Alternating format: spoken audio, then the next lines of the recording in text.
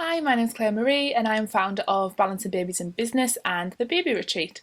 So this video, I just want to talk you through a few of the things that I learned from Layla B's Postpartum Summit 2020. So what the summit is basically has been a lot of different cultures around the world all coming together to talk about their ancient practices, what it is that they still do today, what is it they used to do but maybe don't do as often anymore. And all I've done is draw down some information that I've found really useful that I would really like to incorporate into my surrounding area. So I'm going to talk you through that now. So I've got my little sheet with me so I remember what I'm saying, because there's some really key points I want to get out there. So the main thing I would say is this 40-day period. So it's basically the first 6 weeks after you have your baby. Normally by 6 to 8 weeks you have a postnatal check with your doctor, and they obviously check your baby, check you. So up until that point, what a lot of cultures say is that that's the period you should be at home. All you need to be doing within that period is recovering, healing emotionally, mentally, spiritually, and bonding with your baby and getting established breastfeeding if you are breastfeeding. That is it. So every other chore, housework, going to the shops, going out and about, anything like that, really should be somebody else doing it just within that 40-day period. That's what's going to be the best for your health and your future health, is rest, warmth, and keeping indoors in that first 6-week period. So that seems to be the tradition throughout the whole of every culture that I have seen. So warmth is a massive one, which comes down to also a lot of them talk about food. So having a lot of hot food, easy to digest food, so it's not taking the energy away from anything else that you're doing, i.e. breastfeeding. It's just supplying your body with the vitamins, nutrients that your body needs. Keeping warm, so whether that's wearing a headdress, whether that's wearing your dressing gown all the time, or robes, wraps, everything. And they talk a lot about belly binding, so keeping the stomach warm so that heals quicker. Having obviously a lot of hot baths, never feeling the cold. In I think it's Thailand, they have a steam tradition where they go in the steamer every morning, every night, and that's obviously just to keep them, their bones, their muscles, everything really relaxed and warm. So that's a really interesting one. And food, mentioned that, and herbal teas. A lot of them drink a lot of herbal teas continuously. Again, it's because they're full of warming herbs like ginger, turmeric, things like that. So that's another really good one. Obviously they're full of vitamins, minerals, everything that your body needs to replenish itself after birth. So that those seem to follow on right throughout every culture that has discussed this information. That seems to be the ongoing theme. So from that, the other key points that I really liked was that in Asian culture, it's often tradition to live with their mother-in-law, so their mother-in-law helps them in that first postpartum period. And I've actually spoke to one of my clients who is Asian, and she's confirmed that that's exactly what she did. She didn't go out the house. She just stayed in that period of being treated like a queen, is the word a lot of people like to use, and get really looked after and obviously help with the baby. And that just gives you that first step into the world of motherhood, that you really feel supported, and really feel looked after when it's a really vulnerable time.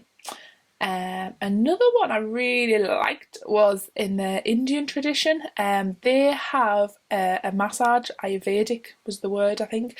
Ayurvedic massage every day for the first 2 weeks. Every day for the first 2 weeks. That sounds amazing to me. And again, it's to trigger that healing response in your body, to keep your body warm. They obviously use a lot of herbal sort of massage oils. I've even heard, not 100% it's in this culture, but I've even heard that they use breast milk to massage their babies, either just after they've had their baby or when they're in hospital they're taught to do it, that type of thing, because obviously the breast milk's really good for all sorts of skin complaints, conditions, and just really nice thing to use on the baby's skin.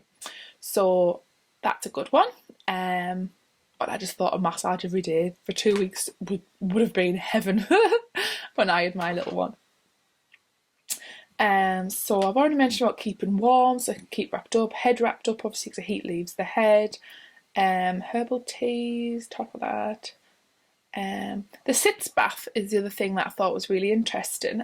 So that a lot of the cultures talked about having a sitz bath, which is something that a postnatal doula would maybe help you with. They bring like a little bowl that you would just pop your bum in, or you can do it yourself in your own bath.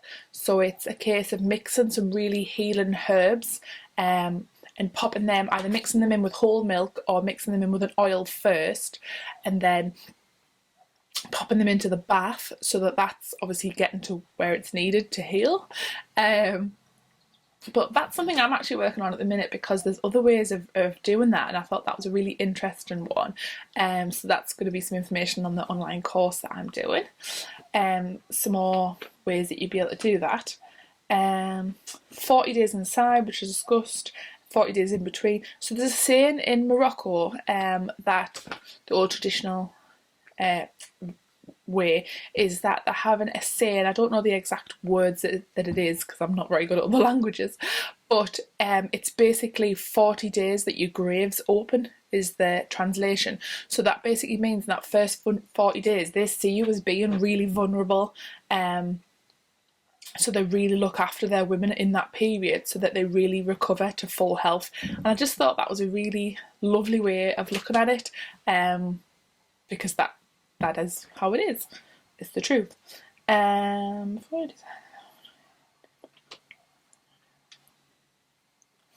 on that about Thailand. Yeah.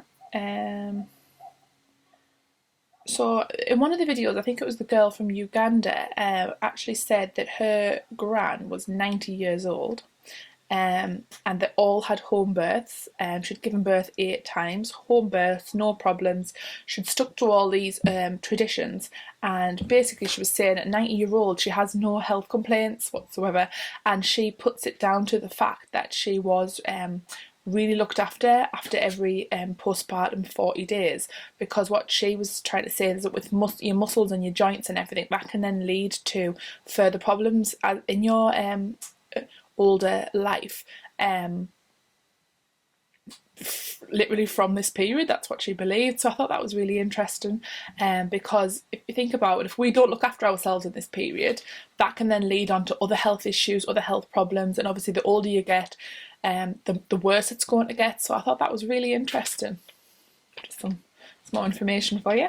In England, obviously we had a lot of home births, and I do believe that's coming back around now. There is a lot more home births. I know certainly when I was first pregnant with my little one that was offered to me, that I was my pregnancy was safe, so that I was given the option to birth from home. I chose not to, but looking back I probably should have. But yeah, so that still is available and more readily available now. But back in my gran, I talked to my gran about it. She's 85. It was her mum's era. That's just how it was. The midwife came round on a bike, visited everybody, and everyone had home births. Oh, and I also asked my gran, because obviously this got me thinking about the old English heritage, and she said that everyone, your neighbours, your sisters, your relatives, everyone used to come round, bring you food, come and help you with your house chores for them first couple of weeks, because she said that they were in bed for the first week, and with then basically in the house for the first 6 weeks, and you weren't allowed to visit around other people's houses if your baby hadn't been christened. So I thought that was quite interesting. But yeah, if you'd like more information on this, send me a message. I'll happily send you some links to some videos to watch, other videos to watch, and I'm going to be featuring a lot more of this, because what I'd really love to do, I'm on a mission to really incorporate all these traditions and cultures and bring them into our own. I think that would be really, really useful. So bye for now. Hi, thanks for checking out my video. If you got this far, you obviously like the content, so don't forget to subscribe. And if you share the same passion that we do and the same interests, then come and connect with us on social media, and we'll look forward to connecting with you soon. Bye for now.